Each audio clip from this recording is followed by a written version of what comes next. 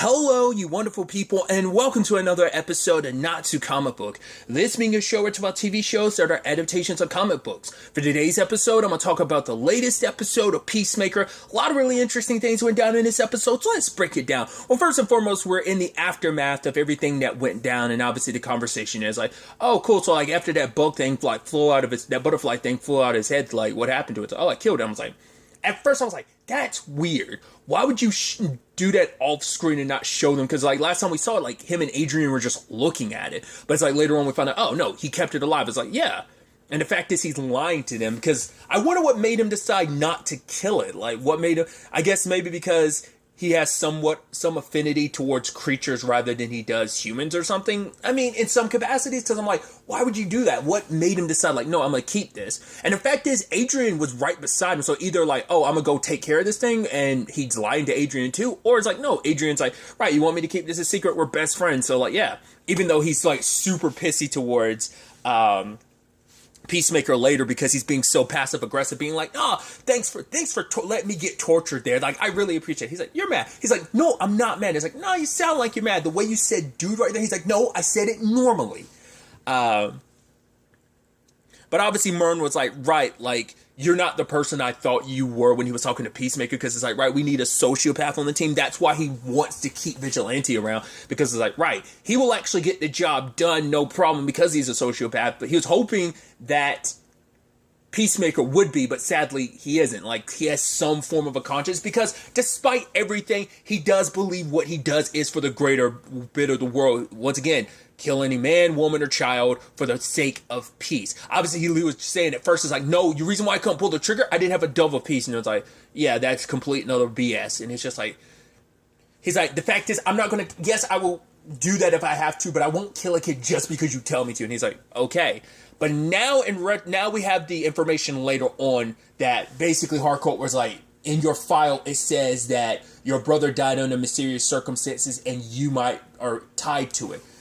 I'm thinking, and maybe this is just me, I'm thinking his dad might have put them in a position where they probably had to fight each other. And because it looks like the way his brother dies later on, he was kind of foaming at the mouth. I don't know if that was like some kind of poison or whether I would say the way his body was shaking, it seemed like that might have been a seizure or something.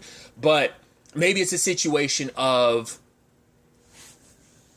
his dad pitted them against each other and his brother had some underlying condition. So when they fought, he ended up accidentally killing his brother. Whatever it is, it seems like his brother's death is part of the reason why he says all this about like, oh, I'll kill kids if it's for peace. But it's like, he has his reservations about it. And I think it stems from that whatever trauma is there at the end of the day.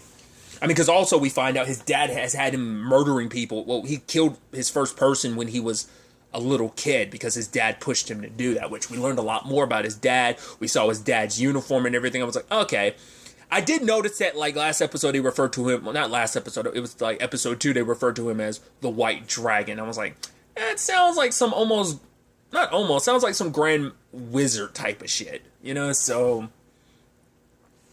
it's like, but yeah, like the suit and everything when he drops by his house, his dad's house. And I love him explaining like, oh, basically it's like a little interdimensional thing. I guess it's almost like basically it's an unfolding dimension, that little space there, which is interesting. It's like, oh, I guess even Vigilante was like, oh, I guess even racists can be smart or something like that. It's like, yeah, you almost wouldn't think that his dad would have access to something like it. It's like, did you kill someone and take that from him? Or, I mean, to be fair, he's the one that makes all of Peacemaker's helmets. Because that's what I was curious about, like, well, because the way they talked about his dad suiting up before, I was like, oh, was his dad the previous Peacemaker and the helmets were actually his? And it's like, no, the Peacemaker motif and persona and costume and everything, that's all Chris. The helmets and everything were made specifically for him, but we see his dad's uniform as the White Dragon. I'm like, oh, very ominous. It almost feels like something you see out of, I don't know what, I guess because like obviously DC and Mortal Kombat have like crossed paths, but it just makes me feel like something from Mortal Kombat or something. I don't know. I guess like certain aspects of the costume kind of remind me a little bit, which is ironic to say. I was about to say it kind of reminds me of Deadshot, which I say ironic because obviously I don't know if he's always, I don't think he's not all depending on the continuity and stuff like that, because sometimes Deadshot's black, sometimes he isn't. So, but that's just like what crossed my mind. I was like, oh, I'd be ironic to say that. Well, considering like this is still within the realm of the DCEU, even though like the Suicide Squad kind of soft rebooted Suicide Squad, I still think Will Smith is like the canonical Deadshot, you know. So that's why I'm thinking like it's a little ironic to kind of make the comparisons. But it's like the white and the red just kind of made me think of that. I love that.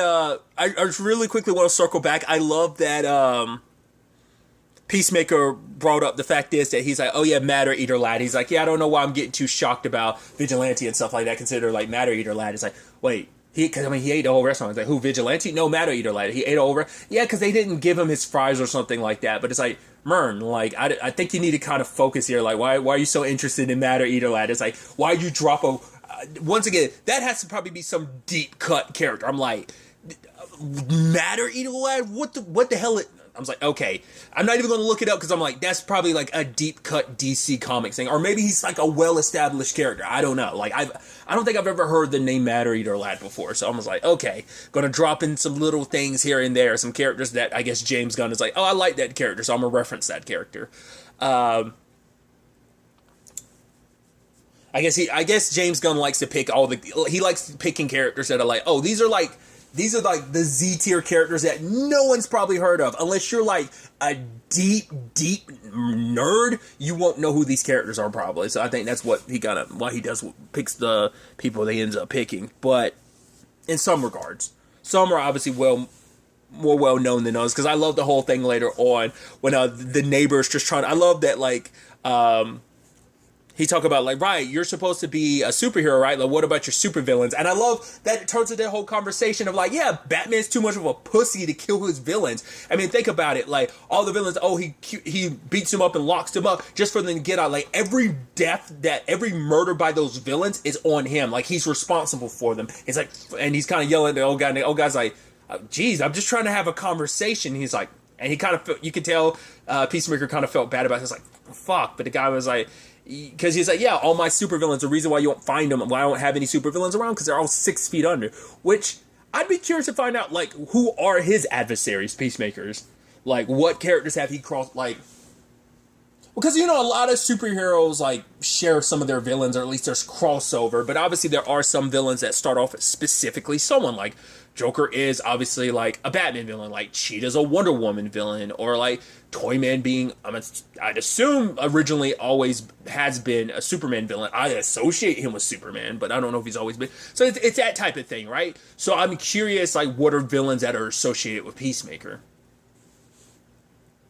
But then Peacemaker finds out about his dad getting arrested, which leads to the whole back and forth of like, yeah, despite everything, well, your dad is a big racist, and he's just like, no, he's not. But then even he admits later on, he's like, yeah, my dad is racist, but at the end of the day, I love him. Because they had a whole conversation about dads. He's like, oh, your dad's racist. He's like, well, your dad left your mom for another dude. And it's like, hey, it's like, well, they're happily in love. It's like, no, he didn't. Your dad's only pretending to be gay just to get away from you. And he's like, so? And even later on, he's like, yeah, my dad is pretending to be gay to be away from me. I'm like, wait, is that really what that is?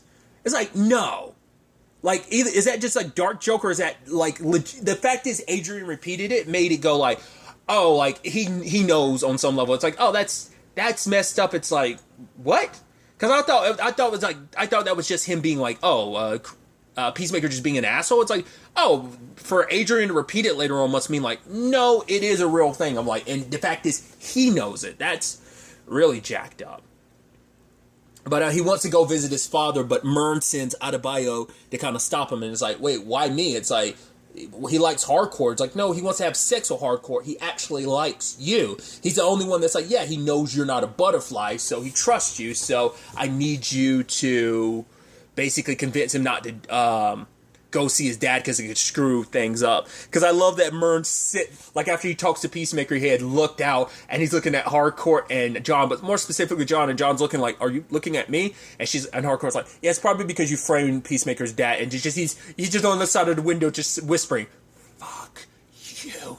And then John just kind of goes back to doing what he's doing. I love it. But I also love that Judo Master's like strapped up, and like later on, like he's swirling his hands trying to slip out of the restraints and stuff like that. I'm like, seems like you probably should have put him in a more secure location and just, but I guess it's like, right, put him in a place where you can keep an eye on him easier, but still.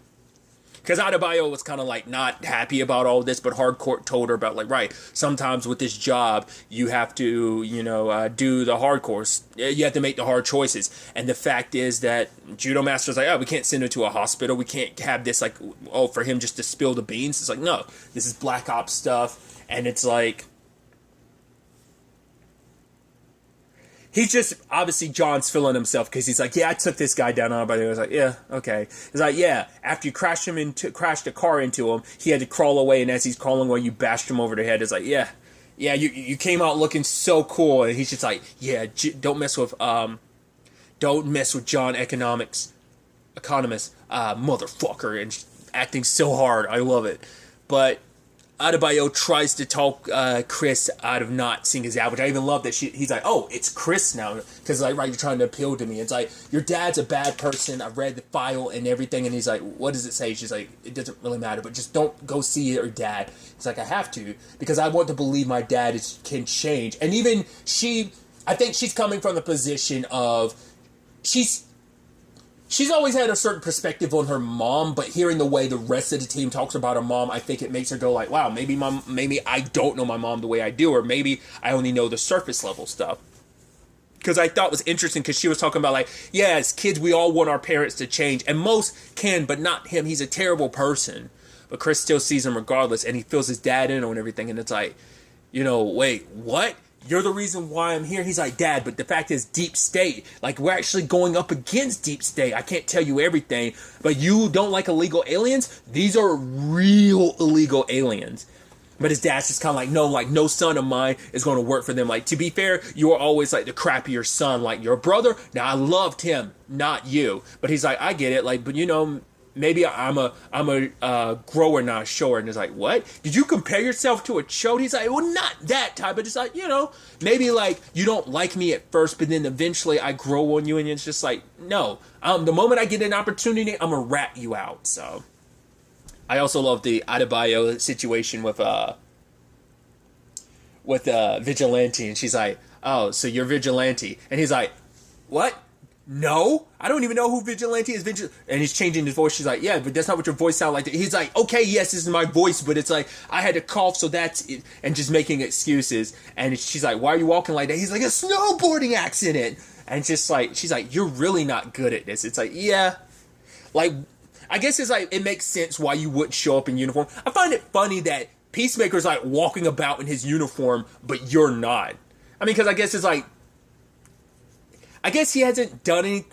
Like, it is weird that you just like straight up walk into a police station and no one says anything.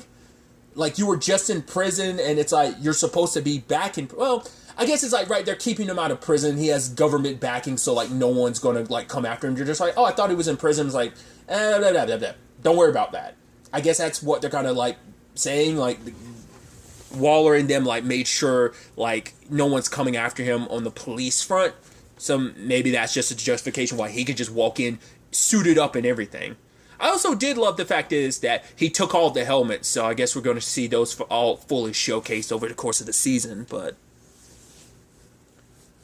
I thought it was really interesting when Adebayo kind of talks about like, oh, his dad's a bad person. It'd just be better if he just went away. I was like, yo, are you? And then later on, she's like, oh, your Vigilante had to go do something. I'm like, come on, no. Don't worry about it. I love that he came out to you. He's like, where's Vigilante? She's like, Vigilante? That was Vigilante? He was like, shut up. Because it's like, yeah, everyone knows he's terrible at keeping his secret. But I do like that there is that, and they talked about, like I said, I think they talked about it at DC Fandom, that is a legitimate becoming a friendship and stuff like that. Adebayo and Peacemaker, because she's the only person that doesn't look at him the same way the rest of the team does. Like, she recognizes he can be a dick, but she still is a little softer towards him because she feels bad for him, because she's like, right. She's like, she probably already went into this having read his file, or maybe she recently did, but at some point she found out about his circumstances, so maybe that's why she's a little bit lighter on him than most people are. Then there's that Judo Master situation later on I thought was fascinating, how obviously Judo Master like straight up kicked John in his chest. It felt bad for the Duke. He had blood in his mouth, having a hard time breathing. And I love that him and Peacemaker have their rematch. He's like, rematch, motherfucker. And they go toe to toe. And obviously, it leans more towards Peacemaker's favor. I mean, plus, I'm sure like Judo Master's not in the best condition after getting like hit by a car and then bashed over the head a couple times. But they go toe to toe, and I love to it. He's like, "Oh, you have like an odd bubbly shaped body." And he's like, "Really? Personal insults? All right, come on, shrimp."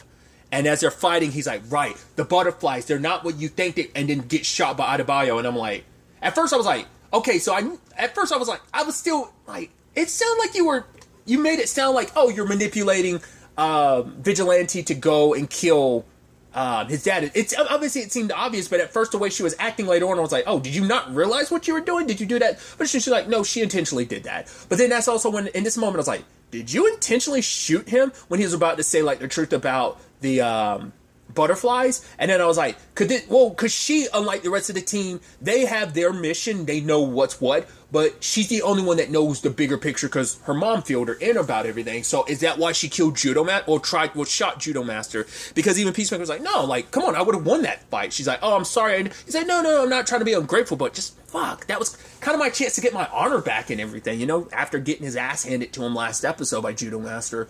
But I thought it was fascinating how it just happened to do it. It could just be like, right, Harcourt was like, right, pulling the trigger when you have the opportunity, and it's like, right, I can't hesitate this time. I got to prove that I belong here on the team. I got to prove that to Harcourt and Myrn.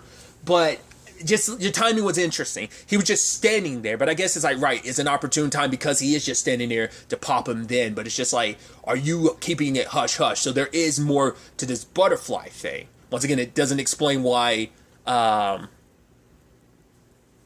Doesn't explain why Peacemaker decided to keep one, but still makes you wonder, are they here kind of like Superman, like they're kind of like refugees from their own planet? But then like, what's this all about then? Why try and kill them if, you know?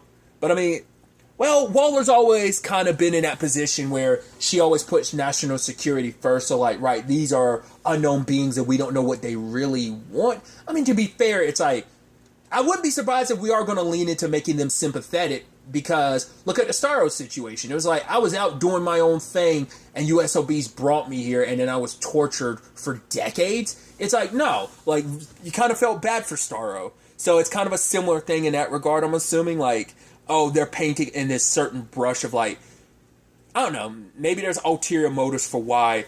Like, they think like, oh, we're saving the country from this alien invasion, whereas Waller, once again, and Adebayo know the bigger picture.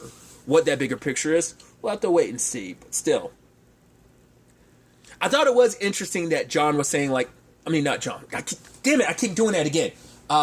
That Peacemaker is like, no, he's a martial artist. Only like one or two can do it, but move their kidney up to their heart. And like, he was like, obviously, like, Adebayo was like, oh, that's complete and other BS. But he's like, no, you didn't kill him. So it's like, obviously, you probably like missed his heart or vital organs. But part of me is like, could it just be that, no, what Peacemaker was saying wasn't complete and utter BS? He's like, no, like, Judo Master is such a skilled martial artist that he could actually do that. I don't know.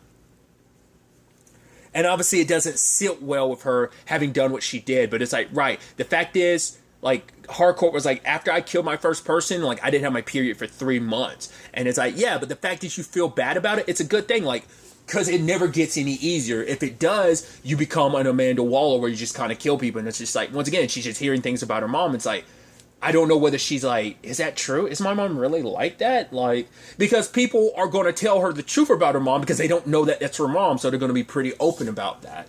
And she's like, yeah, I do feel bad about the whole manipulating Vigilante and to try and kill Peacemaker's dad. Wait, what? And Myrn's just like, every time I turn around, one of you guys are fucking up. Like, why would you do that? And it's like, well, you know, it's like, I doubt, like, his dad's a bad guy. And it's like, well, his dad is going to rat us out. So I figured this was the only way. I made a hard choice. And Harcourt's like, yeah, you kind of took my advice, didn't you? And kind of leaned into it.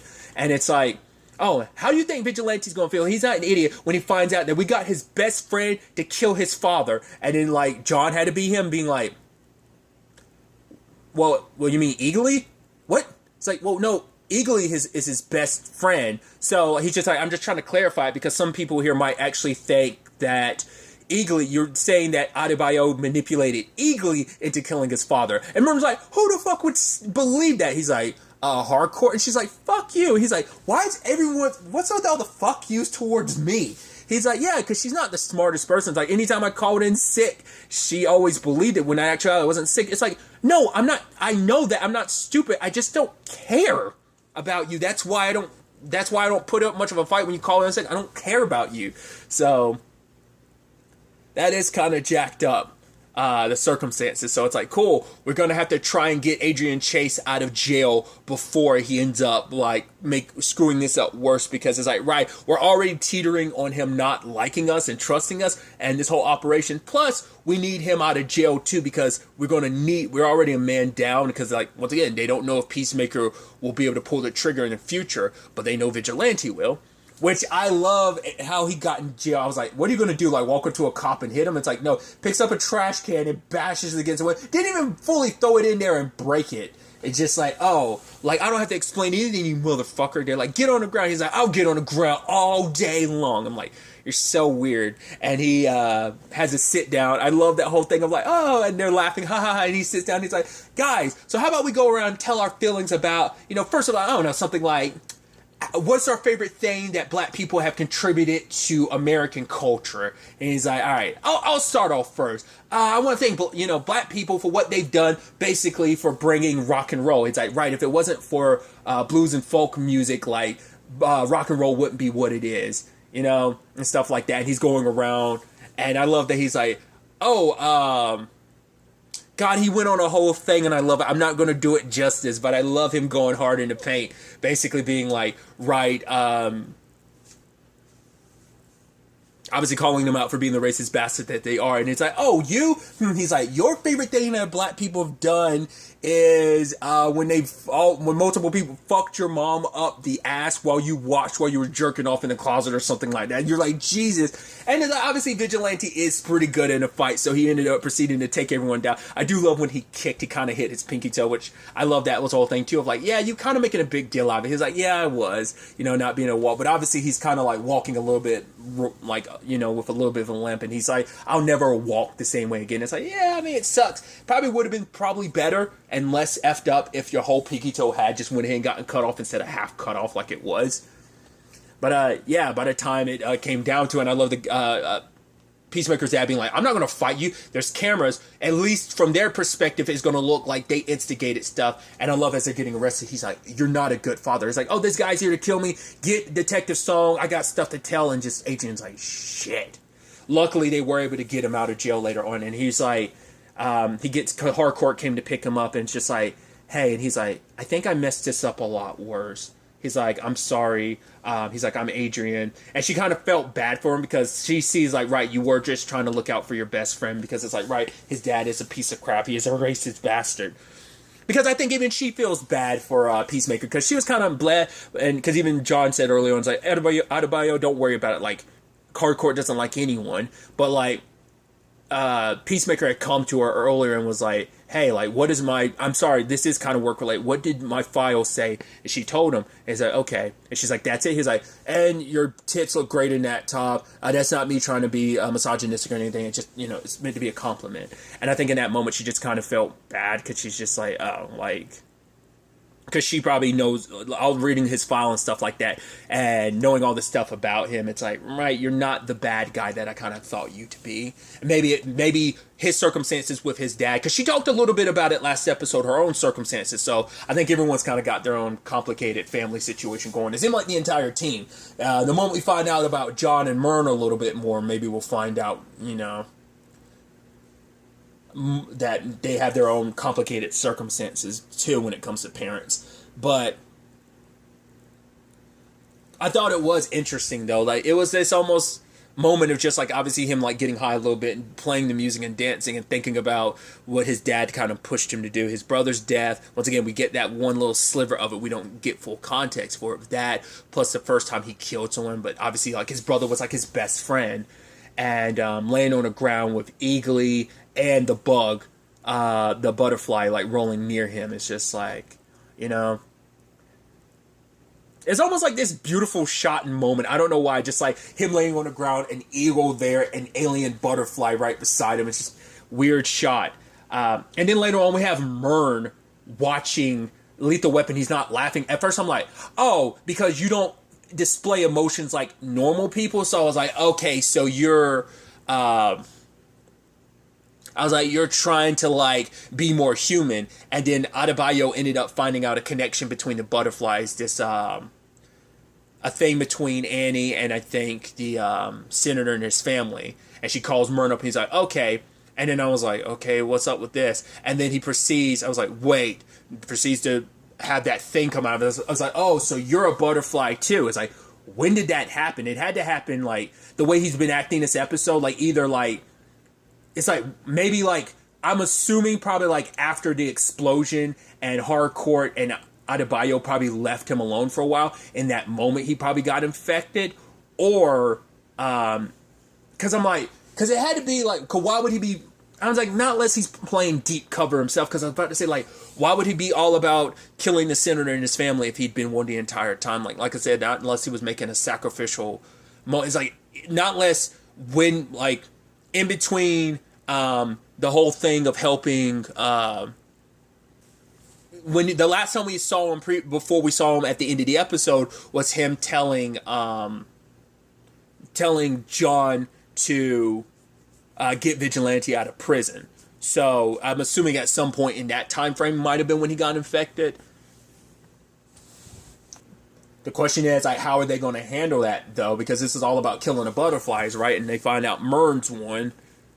Because they do act normal-ish. Because the senator last episode acted pretty, like, obviously aside from, like, the whole body snatchers moment of, like, the things coming out of their mouth and them eating like that.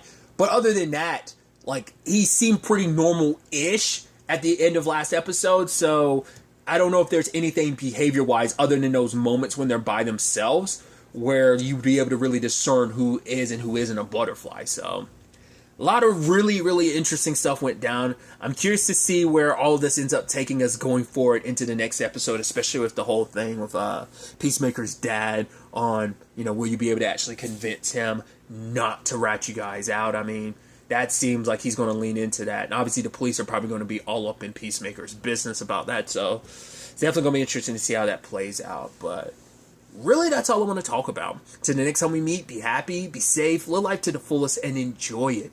Good day, and goodbye.